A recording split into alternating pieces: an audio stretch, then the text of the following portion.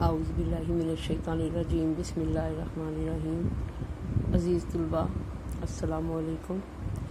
آج ہم نحو کلاس کی کتاب اردو کا پہلا سبق جو کہ ہے ہجرت نبوی وہ پڑھنے جا رہے ہیں، اور اس میں آپ کو پوری اس کی ریڈنگ اور اس کے مشکل الفاظ کے تمام معنی سمجھاؤں گی، اور مجھے امید ہے کہ آپ کو بہت اچھی طرح سے اس جو ریڈنگ ہے اس کی سمجھ آئے گی۔ تو چلیں اپنے سبق کا آغاز کرتے ہیں۔ ہمارا سبق ہے ہجرت نبوی، جسے تحریر کیا مولانا شبلی نعمانی نے۔ مولانا شبلی نعمانی 1857 یعنی 1857 میں پیدا ہوئے اور 1914 یعنی 1914 میں ان کی وفات ہو گئی۔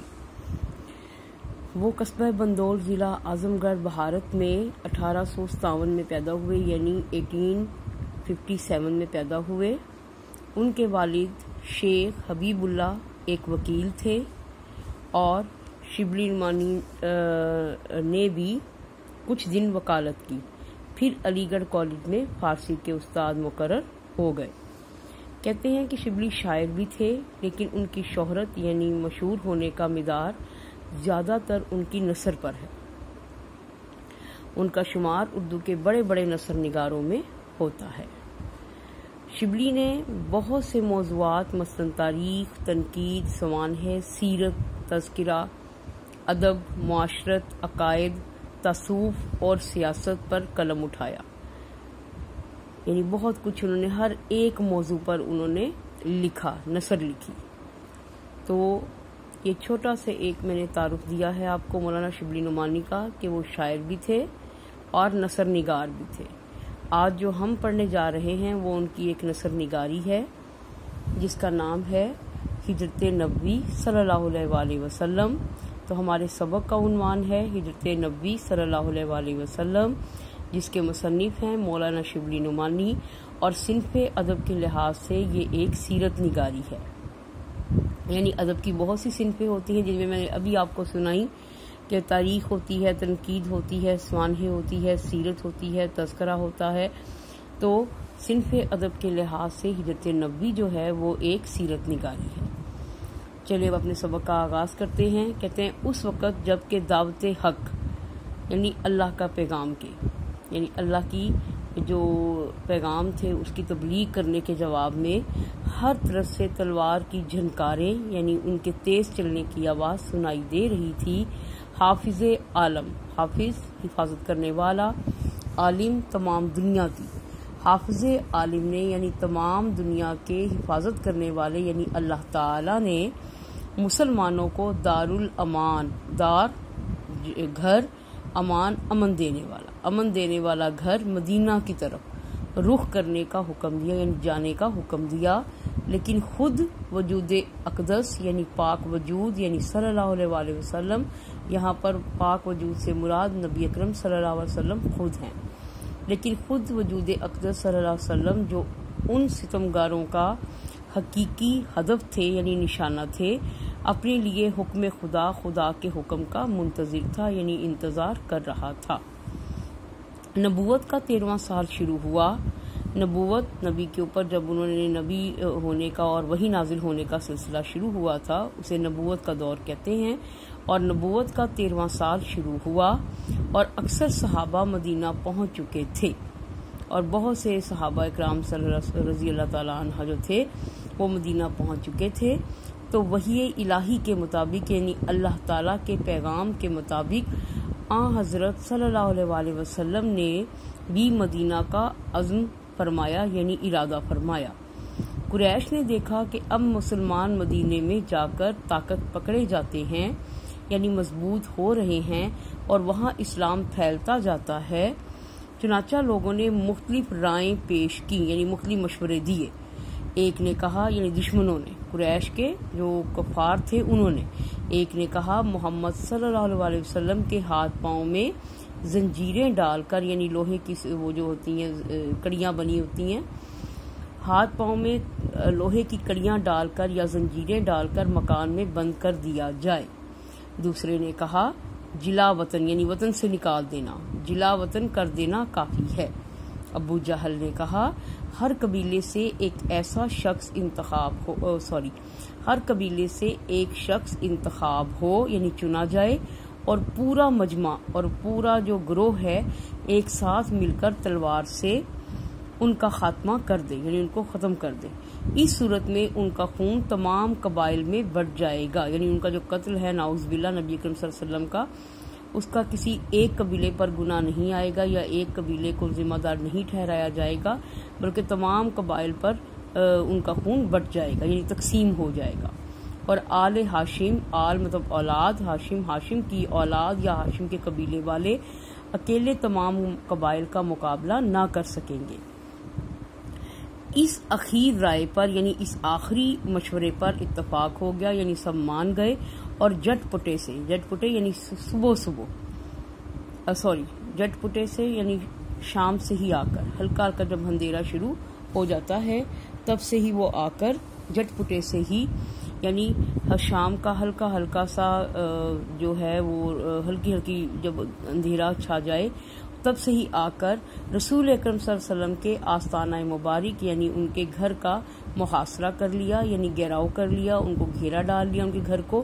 اہل عرب والے زنانہ مکان کے اندر جن گھر میں عورتیں رہتی ہوں اس کو زنانہ مکان کہا جاتا ہے، یعنی زنانہ مکان کے اندر جس گھر میں عورتیں ہوں ان کے اندر گھسنا یعنی داخل ہونا معیوب سمجھتے تھے، برا سمجھتے تھے، اسی لیے باہر ٹھہرے رہے، باہر قیام کیا کہ حضرت صلی اللہ علیہ وسلم نکلیں تو یہ فرض ادا کیا جائے، یعنی وہ نبی اکرم صلی اللہ علیہ وسلم کے گھر سے نکلنے کا انتظار کر رہے تھے کہ نبی اکرم صلی اللہ علیہ وسلم گھر سے نکلیں تو وہ جو ہے ان کا نعوذ باللہ قتل کر دیں۔ رسول اکرم صلی اللہ علیہ وسلم سے قریش کو اس درجہ عداوت تھی، یعنی نبی اکرم صلی اللہ علیہ وسلم سے قریش والوں کو بہت زیادہ دشمنی تھی، دشمنی، تاہم آپ کی دیانت یعنی ایمانداری پر یہ اعتماد یعنی بھروسہ کرتے تھے کہ جس شخص کو کچھ مال یا اسباب امانت رکھنا ہوتا تھا وہ آپ ہی کے پاس لا کر رکھتا تھا۔ اس وقت بھی آپ کے پاس بہت سی امانتیں جمع تھیں، آپ کو قریش کے ارادے کی پہلے سے خبر ہو چکی تھی، اسی بنا پر جناب امیر سے یہاں مراد ہے حضرت علی رضی اللہ تعالی عنہ، حضرت علی کو بلا کر فرمایا مجھ کو ہجرت کا حکم ہو چکا ہے، ہجرت ایک جگہ سے دوسری جگہ جانا، میں آج مدینے روانہ ہو جاؤں گا یعنی چلا جاؤں گا، تم میرے پلنگ پر میری چادر اوڑھ کر سو رہو یعنی میری چادر اپنے اوپر لے کر سو رہو، صبح سب کی امانتیں جا کر واپس دے آنا، یعنی صبح جب جس کی جو امانت میرے پاس ہے وہ سب ان کو لوٹا دینا۔ یہ سخت خطرے کا موقع تھا، جناب امیر کو معلوم ہو چکا تھا کہ قریش آپ کے قتل کا ارادہ کر چکے ہیں، اور آج رسول اکرم صلی اللہ علیہ وسلم کا بستر خواب سونے کی جگہ یعنی پلنگ قتل گاہ کی زمین ہے، قتل گاہ یعنی قتل ہونے کی جگہ، لیکن فاتح خیبر کو فتح کرنے والا یعنی جناب امیر یعنی حضرت علی رضی اللہ تعالی عنہ کے لیے قتل گاہ بھی جو قتل کی جگہ تھی فرش گل تھا، گل کا فرش کا مطلب ہوتا ہے فرش یا سیج، اور گل پھولوں کی سیج تھی یا پھولوں کا فرش تھا۔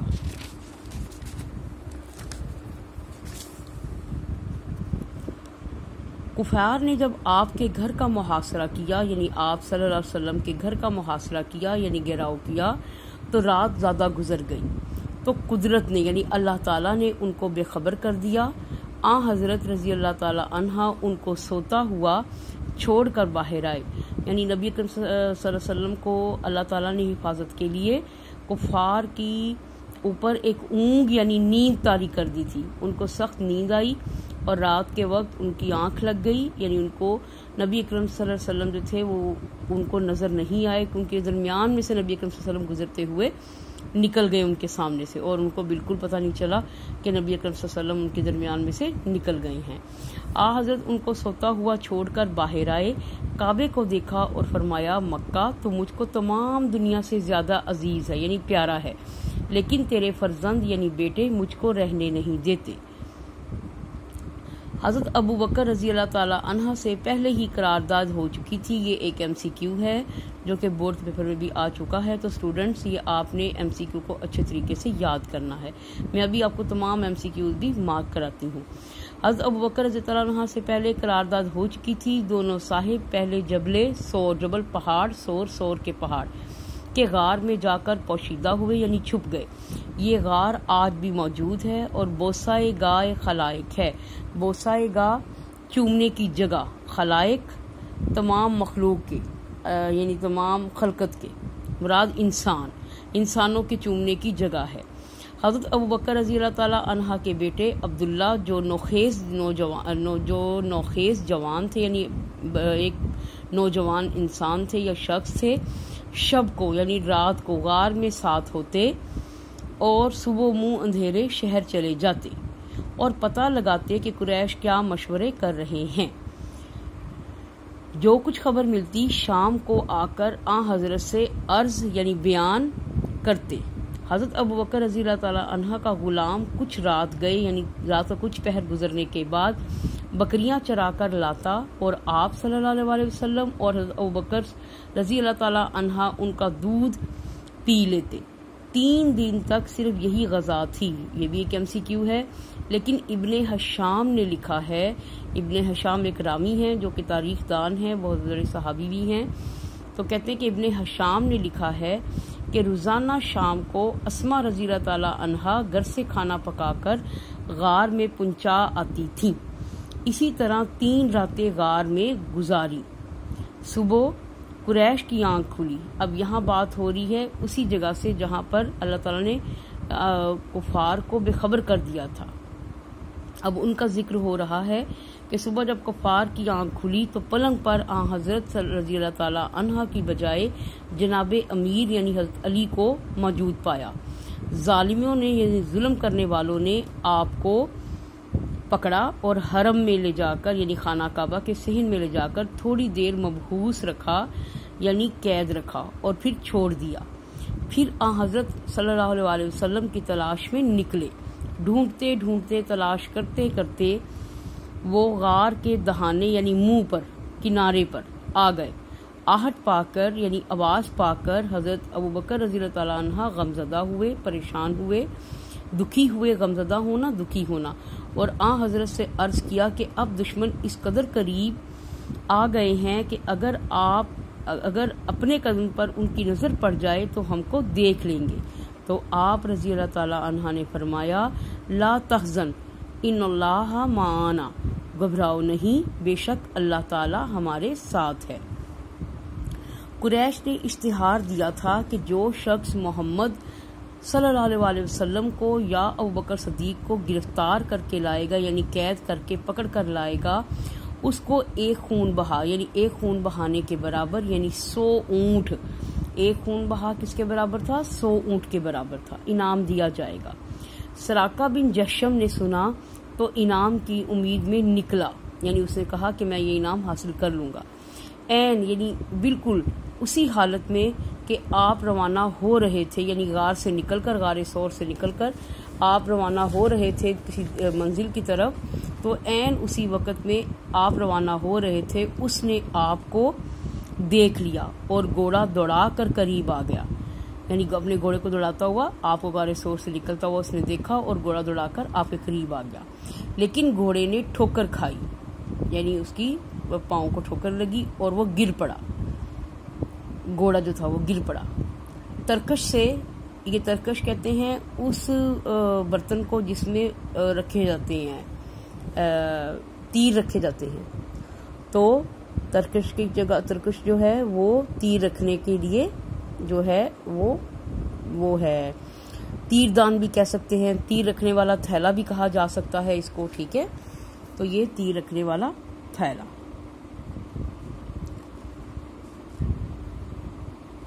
ترکش سے فعال کسے کہتے ہیں بیٹا؟ ایک علم جس سے کسی کام کے مثبت یا منفی ہونے کا معلوم کیا جاتا ہے. اس کو شگون بھی کہا جاتا ہے.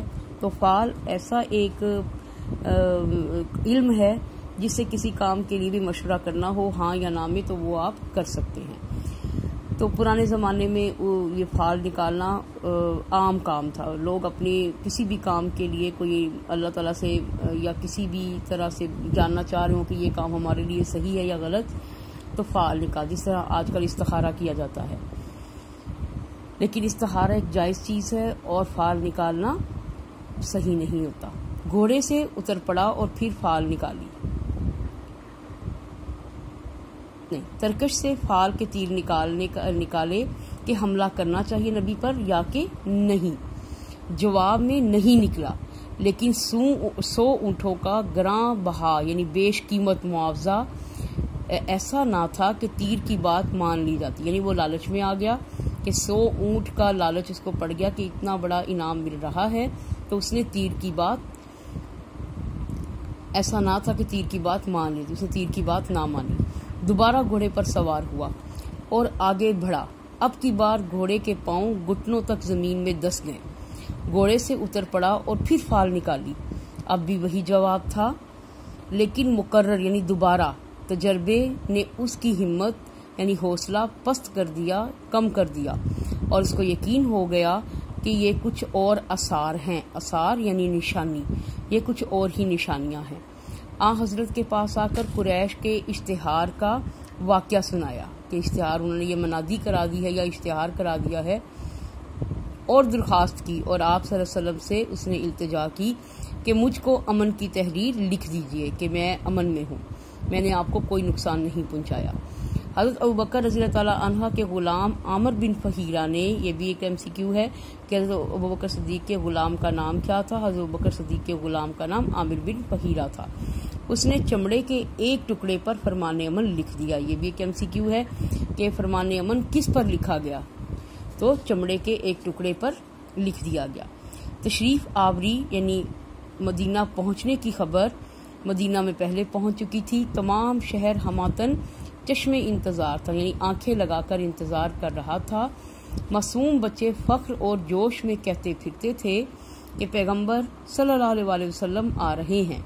لوگ ہر روز تڑکے یعنی صبح سویرے سے نکل کر شہر کے باہر جمع ہوتے اور دوپہر تک انتظار کر کے، یعنی آپ کا انتظار حسرت کے ساتھ واپس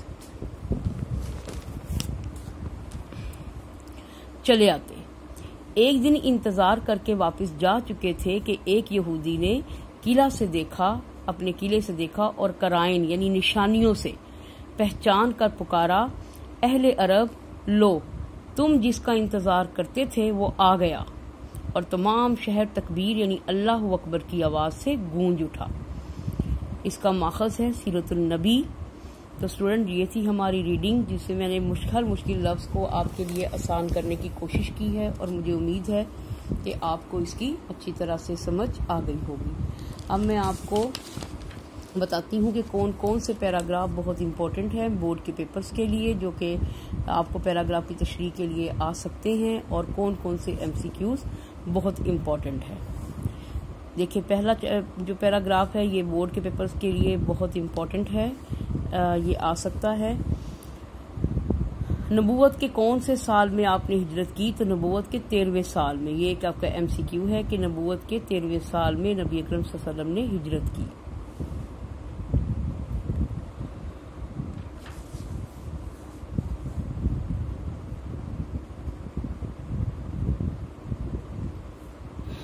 اس کے علاوہ